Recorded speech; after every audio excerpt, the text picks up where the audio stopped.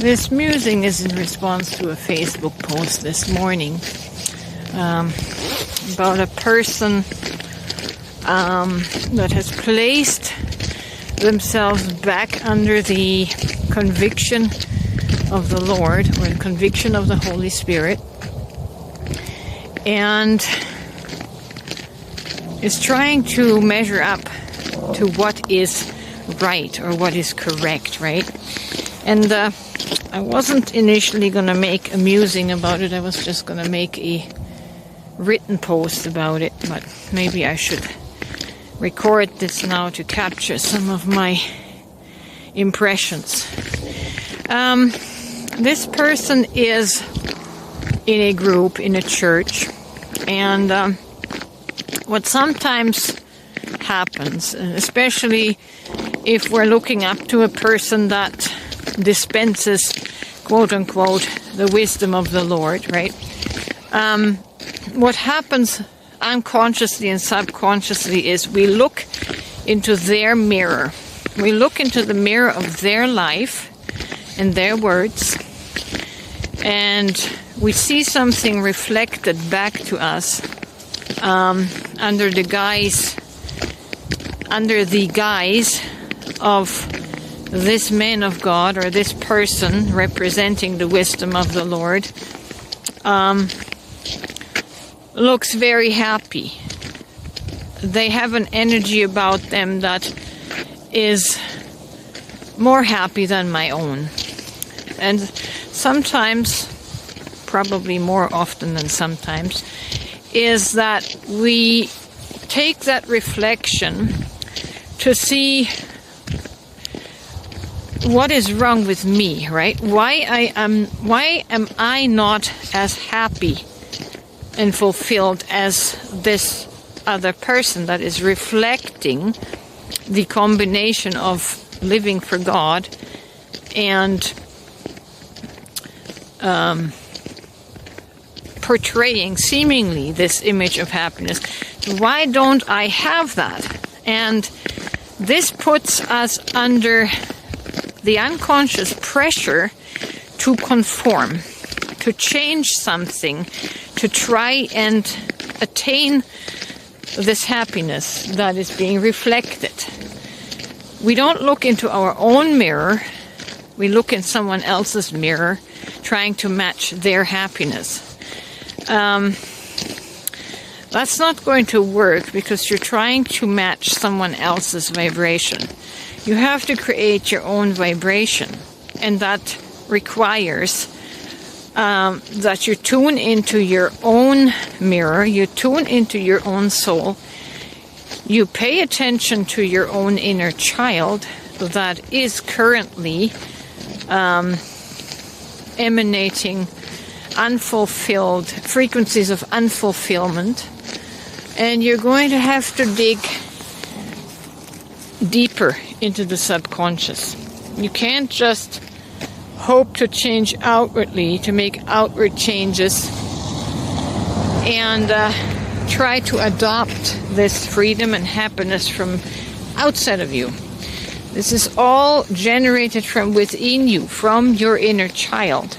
So if your inner child is feeling unhappy, is feeling unsure, is feeling destabilized because you didn't have a stable upbringing in childhood, you're going to feel confused within yourself, and you're going to try many different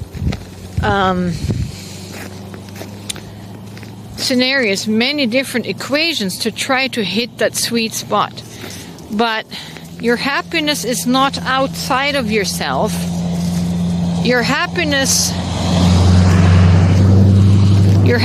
rests with satisfying your inner child.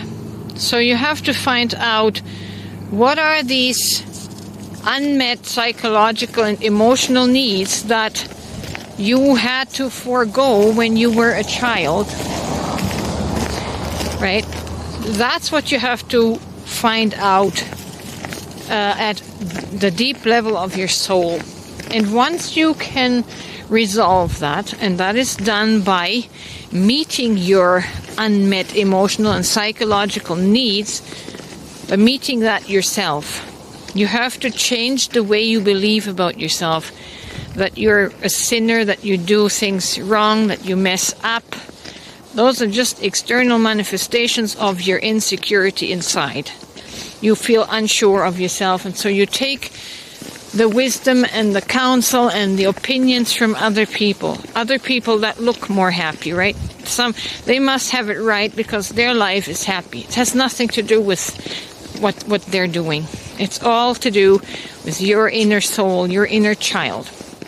You have to find out a way how you can meet your own emotional needs, how you can meet your own psychological needs, how you can mature your stunted inner child and grow it into an adult, right? So you have to reparent your inner child now. You have to reparent yourself through those traumatic, neglectful, abusive experiences and correct it by what feels right to you, what feels accepting and loving and secure to you, right? You have to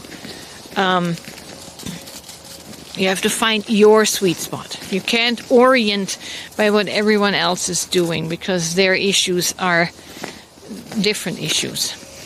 And they may just be using a Band-Aid. They may just be self-soothing, like in this example from this post. The other person might be self-soothing by escaping into a partnership, right? Into a relationship, a trauma bond, right? Where we meet each other's needs superficially in codependence. You have to, again, you have to meet your own needs, heal those, and then you can have a partnership, a relationship from a healthy place, right? So I hope this helps. It's not beneficial to live under the quote-unquote wisdom of the Lord, which I said only accentuates your shortcomings, your wrongs, but it does not explain to you the why you are acting that way, why you're behaving that way. So the wisdom of the Lord, as it's been written into the book, really is not very beneficial because it doesn't go deep enough. Okay. If you would like to chat and have a one-on-one conversation, reach out to me and I can try and help you delve in more deeply into what it is you need to address.